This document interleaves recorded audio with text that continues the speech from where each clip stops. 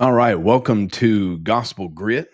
My name is Taylor Wyndham. As always, this episode, sort of a off the cuff episode, and I'll explain that. So, apologetics is one of my, I don't want to call it expertise, but one of the things that I spent a lot of time in my master's studying and have studied on my own.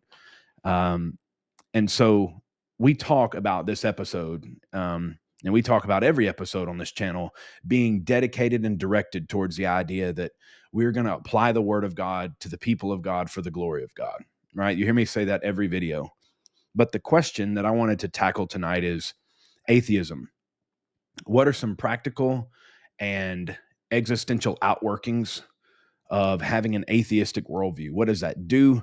What are some of the things that may cost you? What are the things that you could potentially benefit from having an atheistic worldview, and why is that?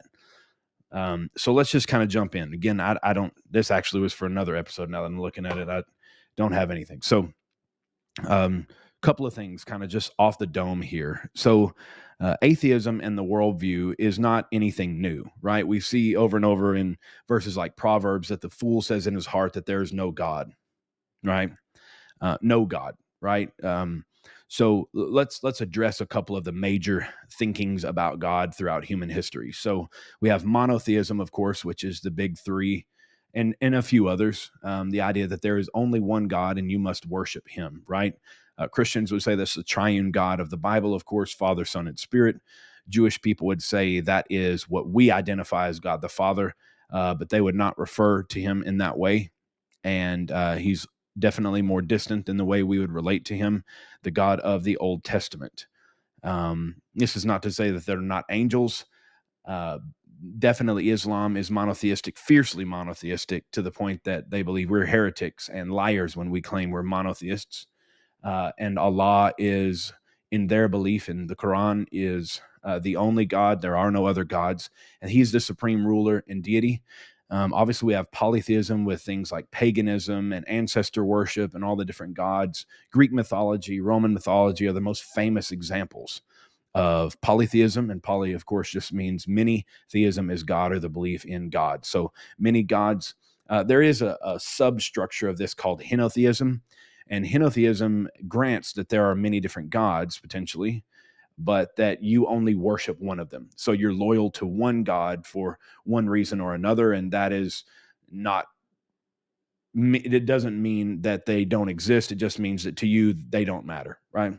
So then there's pantheism and the idea that God is one and one is God and all is God and God is one, right? This is Buddhism and really Hinduism and Taoism and things like that. But this is not primarily an episode about religion. It's an episode about the denial of the fact that there is a God whatsoever, right? So we talk about atheism.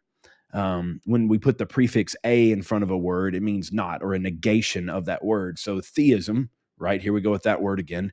Atheism means not Godism, or not God belief, or belief in no God. The softer version, of course, many of you know this, is agnosticism, and it comes from the Greek word gnosis with a G in front, and it means you are agnostic. You do not have knowledge. You claim ignorance, and there are many different shades and forms of those. Talk about what it means to be an atheist. So there are a few implications of this view. So if you were to assert to me, and full disclosure, I was an atheist at one point. Many of you guys who know me on a personal level know that that's true. Maybe you were with me as a part of my life during that time, and thank you for hopefully being a good influence and pointing me to Christ and with me. But when we talk about atheism itself, there are a few price tags, so to say. There's a hook on the line, and there are a few things that it costs you. And I think especially young people need to hear this. I'm a youth pastor, and I teach at a public school, and I've been a college minister, and I still deal with college students. And one of the things that becomes so concerning is that atheism has been on the rise in the West in our enlightened age. Atheism has been on the rise for a while now. And atheism has a huge price tag for a number of reasons. Again, no notes, just off the top of my head. One of the things that atheism does is, by denying the existence of a God, we deny the ontological reason for existence.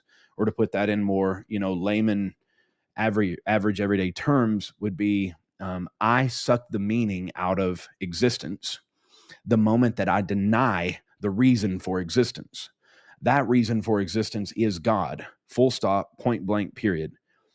The God of the Bible specifically, but a God, any God will do better than the view of atheism. It's bankrupt for so many reasons. And I really want to get this out there and get this through to somebody, because you guys may be flirting. There may be somebody that's flirting with atheism and abandoning, quote unquote, their Christian faith or theism of some sort, or just generally the belief in the big man in the sky, all that nonsense we hear. But atheism has been on the rise since the Enlightenment, and it's chic and it's sexy to be an atheist in today's society. And one of the things that it does is, while it may be true that I'm able to engender my own sense of meaning, I'm just simply grasping at straws. So the problem of meaning goes right out the door with atheism, except for what I create or what I conjure up, what I ultimately lie to myself about. The truth is, if there's no objective meaning, then subjective meaning must take its place. Or, to put it a different way, if God does not exist and tell me what the meaning of my existence is, and he can't impose that meaning upon reality, both in my reality and the world around me, then obviously I have to create meaning for myself. One of the few things that man can absolutely not live without is without meaning. And ultimately, he can't live without hope either. So I think it's very important that we kind of stop and be honest with ourselves when we talk about atheism and people we know who are atheists. The truth is, they are grasping at straws. They are beating against the air. They do not have an opponent. And it's also fair to say that most atheists, if not every one of them, is actually a theist. They know God exists. According to Romans 1, there is no such thing as an atheist. Technically, an atheist is just someone who knows God exists, and instead of admitting that they know God exists, they just blaspheme, slander, and deny his existence because it seems kind of crazy to be angry out loud at a God that you don't like. And so if you say he doesn't exist, but then you seem so angry at him, there's a little bit of a disconnect there. And I think we've all met somebody like that. I think we've all met people, if you think hard, maybe you know somebody like that. Maybe you are somebody like that, that they deny God's existence. They're an atheist, but they're an atheist in name only. They know good and well that God exists, just like we all do, from natural revelation and the moral law written on our hearts. We know God exists. It's just that we don't like him and we hate that he exists. Because if he exists, then he gets to tell us how we should exist. And that is untenable. So that brings point number two, again, off the dome. Point number two would be, not only does the lack of existence in God, specifically the God of the Bible, does that take away our meaning, our existential meaning, which I would argue you can't live without. And so we create our own in some feeble attempt to try to replace what that offered us. But secondly, it's morality. And I referenced this a second ago, but the atheistic worldview has a price tag when it comes to morality that is absolutely disingenuous. And I want to be clear about this. There is no such thing as a good person. The Bible makes that very clear. There's no such thing as being a moral person. Yes, from a human perspective, you can be a moral person and you can be upright and devout in the way that you behave, so to say, in your life. But the problem with the atheistic worldview, which is what this video is about, is that there's not actually, ultimately, any reason to behave morally. I've argued this with Christians who just don't seem to get this point, and I've argued this with atheists to their face, hopefully in a loving way. But ladies and gentlemen, it is critically important that we understand that in atheism, when it comes to meaning and when it comes to morality, we are borrowing from a worldview that is absolutely superior to ours. If you are an atheist, you may behave morally. In fact, you ought to behave, quote unquote, morally from a human perspective. It's not salvific. It's not something God accepts. It's not redeeming. You're not storing up good karma for yourself. None of that matters. All that's ridiculous and it's hogwash, and you know it. I know it. They know it. But what I'm concerned with is that there's no actual reason. There's no anchor point in reality, because they don't believe in the anchor point of why they ought to behave any kind of way. To say that in a simpler manner, atheists can behave moral, and oftentimes they are very moral people, but they don't have a reason to behave moral. If there is no moral law within and there is no moral law without, and there's not a law higher than our law, then there's no reason at all that you should behave in a moral manner. You shouldn't intrinsically follow 10 commandments, for example, that you don't believe in and you think are stupid and you think they're oppressive. Yet we see the world over, man is moral and he's inescapably so. Man can't help but be moral. Now, we do a good job at trying to mask our immorality, and we ultimately are sinners, even if they deny the existence of sin. But ultimately, you can't stop being moral just because you deny the reference point for morality. God is the reference point for morality. He does exist. And because he exists, you, made in his image, are moral by definition. That is ontologically what you are. You have no choice but to be moral. You have no choice but to understand yourself in light of him, even if you deny that existence, because he is moral, you are moral. So thank God that atheists are inconsistent in their worldview, but that's sort of what this video is about. It makes you be inconsistent.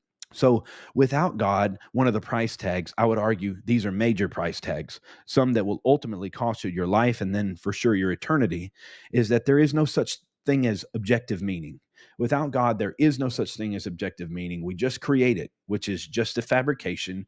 We know it's a lie. You know it's a lie. We just lie to each other so we can act like we get to create our own sense of meaning. Man has never been good at that, nor will he ever be good at that. Number two is morality. You cannot create your own sense of morality, and you are bound by the moral law within to behave a certain way, but you don't have to. That's the point, is if God doesn't exist, you ought to behave any way you want.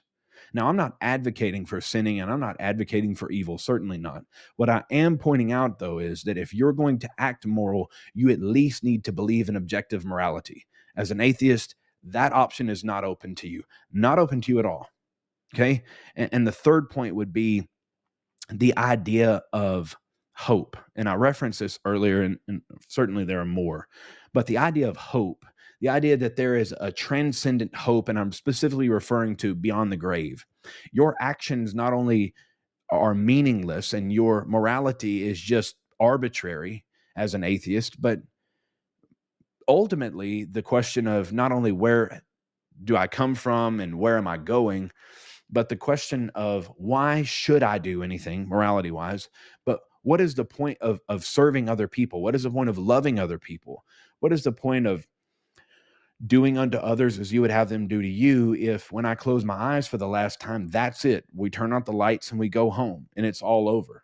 What is the point of life at all? Not just meaning, but is there any hope? Am I building anything that will stand the test of time? And the answer is obviously not. No, you're not building anything that will stand the test of time. As an atheist, your worldview is so bankrupt that even if you are correct, Pascal's wager, right? Even if you are correct as an atheist, it doesn't matter. Let me say that again. Even if you are correct as an atheist, that all of your worldview points are correct, although they're certainly not, but if they were, who cares? Who cares? No one cares at all.